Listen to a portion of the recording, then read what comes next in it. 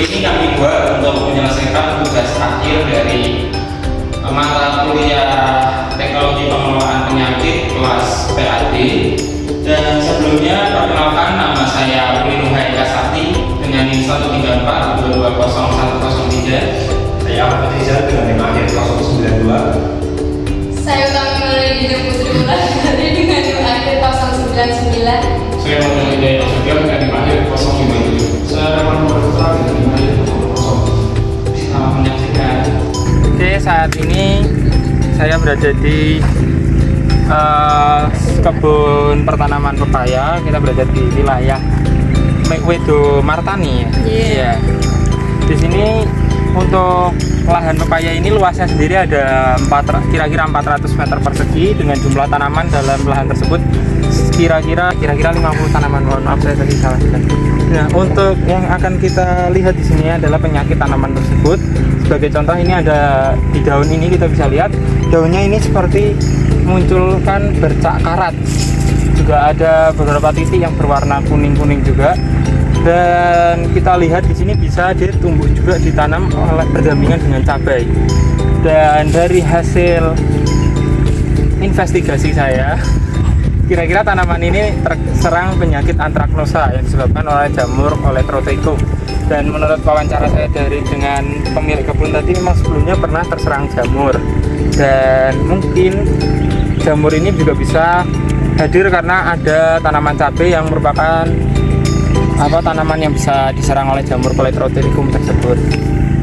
Ya, jadi ini seperti ini terkenanya. Dan untuk cara penanggulangannya sendiri tadi, kalau dari pemilik lahan, mereka sudah melakukan penyemprotan seperti penyemprotan pestisida. Kelihatannya tadi bilangnya cuma menyemprot, soalnya saya juga nggak paham. Tapi kalau saran saya sendiri, kalau memang ini antraknosa, karena dia sebenarnya tidak menyebabkan gagal panen karena bisa dilihat sendiri buahnya tetap masih bagus dan melimpah. Namun mungkin ada beberapa buah yang dia kelihatan kerdil dan sudah menguning bahkan membusuk. Jadi kalau si antraknosa ini dia penyebarannya yang cepat, namun pengurangan hasilnya tidak terlalu berdampak sebenarnya. Jadi menurut saya penanggulangannya yang tepat yaitu yang terserang antraknosa ini harus dilakukan eradikasi. Betul sekali. Apa itu eradikasi? Jelaskan dong. Eradikasi itu jadi kita memotong bagian yang sakit, lalu kita singkirkan dari lahan, kita buang atau kita bakar. Lebih bagusnya dibakar saja. Nah, menurut saya seperti itu penanggulangannya. Jadi harus eradikasi. Dan yang dari pemilahan tadi juga sudah benar, dia menggunakan pupuk biar tanamannya juga lebih tahan lagi. Jadi menghilangkan dari segitiga penyakit sisi tanaman yang rentan seperti itu. Oke, sekarang kita ada di kebun kacang panjang, berlokasi di dekatnya Instripper Wedo Martani. Nah, sekarang ini kita menemukan, ini luas lahannya ini sekitar 200 meter persegi. Terus untuk jumlah tanamannya itu ada 100 buah. Nah, di sini kita menemukan gaya sakit dari tanaman kacang panjang ini. Ini terkena pijak daun itu disebabkan oleh Cercospora sp, yaitu jamur. Nah, gejalanya dia itu kayak berwarna coklat gitu, tua. Terus ini sudah menyebar ya untuk di lahan ini. Lihat itu, untuk saran saya, yaitu perlu dikendalikan dengan menggunakan fungisida atau diberikan pupuk agar tanamannya itu lebih kuat. Berikutnya adalah tanaman terong yang terjangkit oleh virus kuning atau bisa disebut pepper yellow leaf curl. Virus kuning ini biasanya berasal dari kutu kepul yang banyak terdapat di tanaman terung-terungan, kacang, hingga tanaman hias. Kutu ini sering hidup di bawah daun dan menghisap sari-sarinya yang membuat daun menjadi kering dan menguning. Apabila salah satu tanaman terserang virus ini, sangatlah memungkinkan untuk menjalar ke tanaman-tanaman lainnya, karena dengan masa inkubasi dari virus ini yang sangat cepat, yaitu 10-15 hari. Nah, untuk gejalanya sendiri ini terdapat bercak kuning-kuning di pinggir, mulai dari pinggir hingga sudah parah, semuanya sudah dapat menjadi kuning. Untuk langkah-langkah yang harus dilakukan untuk mencegah maupun mengendalikan virus ini yaitu dengan melakukan penyiraman. Apabila cuaca kering, tanaman muda perlu banyak air. Penyiraman bisa tiap hari sampai tanaman terlihat segar.